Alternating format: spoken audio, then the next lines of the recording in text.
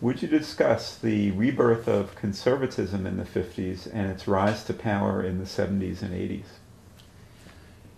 The 1950s is generally seen as a sort of moderate to moderately liberal decade, but in that decade, the seeds were planted for the revival of conservatism, which really becomes more visible in the 1960s and later on in the 70s, 80s, etc.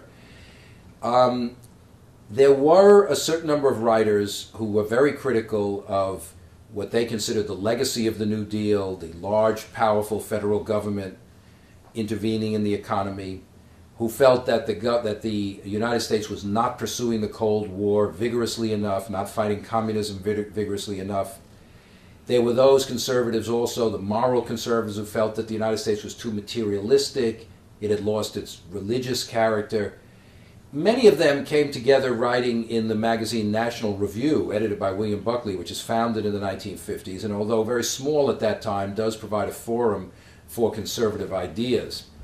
But it's really in the 60s, as the society goes through tremendous changes and tremendous turmoil, that a larger constituency begins to develop for conservative ideas.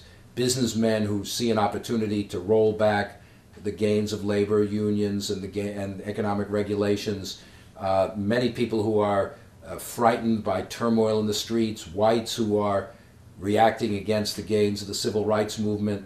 All of these become constituencies that the rising conservative movement will draw upon.